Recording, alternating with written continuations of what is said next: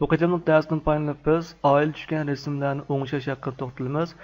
Ba'zida biz kollektiv rasmlar tushimiz, mayli savodoshlarimız bilan yoki uydagilar bo'lsin, kollektiv rasm tushirgan ishlar bo'ldi. Lekin ba'zi vaqtlarda hamma odamlarning birli vaqtda tang kulishi yoki ko'zning ichilishi tang o'xshash bo'lishi deganlar hamda o'lcham yetmasligi mumkin.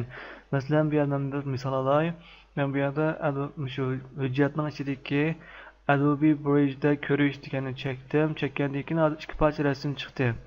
Men bu bir oila rasmlar ekan. Da qarasak, birinchi parcha rasmda bu ayol hamda pastga qarab kulimsiramagan, lekin qolganlar har holda kulimsirab, yaxshi chiqibdi. Ama bu rasmni olmaylik desak, qolganlar yaxshi. Ikkinchi parcha rasmda olsak, bu ayol kulibdi.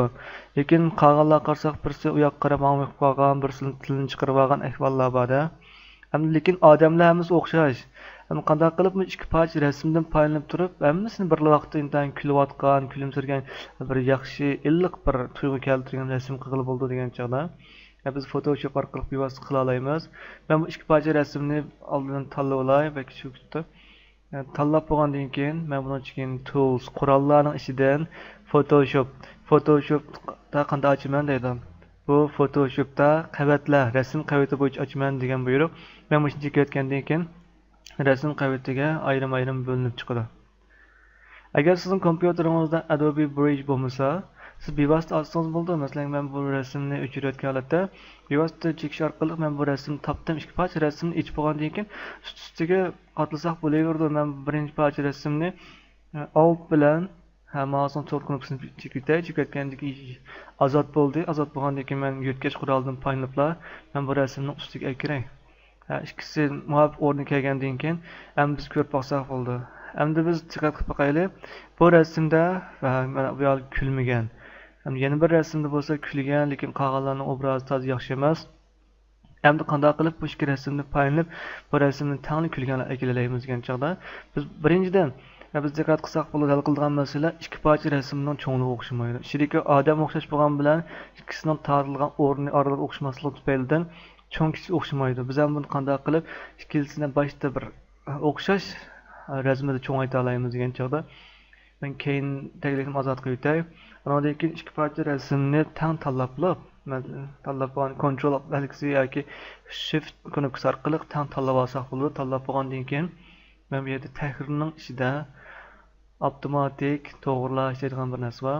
Men buni chekkandan keyin bir ko'znak ochildi. Avtomatik to'g'rilamdi deydi. Bo'ladi deb jazmlashtiraylik. Jazmlashtirayotgandan keyin o'zgarish bo'ldi. Endi diqqat qilsak, bizningki asosan odamning cho'ng kishiga o'rni o'xshash bo'ldi. Endi biz asosli qaysi rasmni o'ngsak bo'ldi, shuni qarab boqaylik. Endi nuqson eng kichik bo'lgan qaraylik. Ham buningda hammasi meningcha mana birinchi rasm. Mushu rasmni keyin taglik qilib, biz davomli mushu rasmni o'zgartirsak bo'ladi ekan.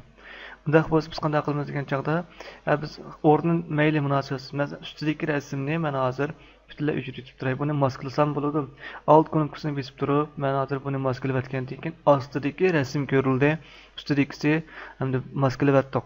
Ham biz qanday qilamiz degan chog'da yana rasm quroli orqali shundan tanlab turib, oq bo'yash orqali ostidagi rasmni ifodalab chiqsak bo'ldi degan gap. Men keldim, hozir asosli masala mushu ayol ekan. Endi men mushu ayolning ustiga kelib, men bu yerni tuzish darajasi 100, anadagi iqim miqdorim 100, andan keyin bu yerdan men qattiqroq bir shaklni tanlab bo'lgandan keyin asta qo'ysam bo'ldi. Endi biz asta kelib sehriyarlikni boshlaymiz degan gap. Kulmagan ayolni kuldiramiz. Nayt ehtiyot qilib turib, bularni o'chirib olsak, ostidagi rasm bilan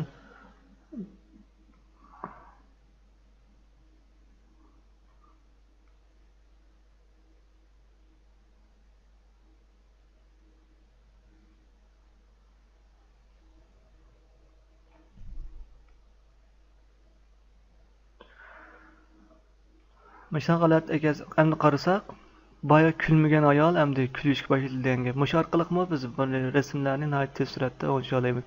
Agar masalan siz uqmay qilib, mening uchratib qoldik, melarni uchratib qoldik. Qanday qilamiz degan chog'dan Oson.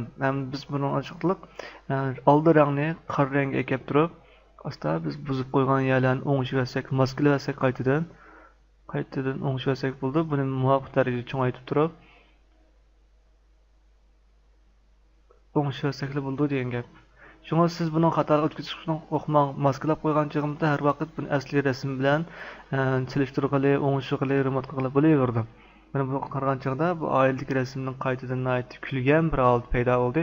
Siz shu orqali o'zingizning oila rasmlarini o'ngishsangizmi, do'stlaringiz o'ngshab bersangiz yoki rasm qoldirib ishlagan bo'lsangiz, tez suratda bularni tahrirlab bersangiz bo'laverdi.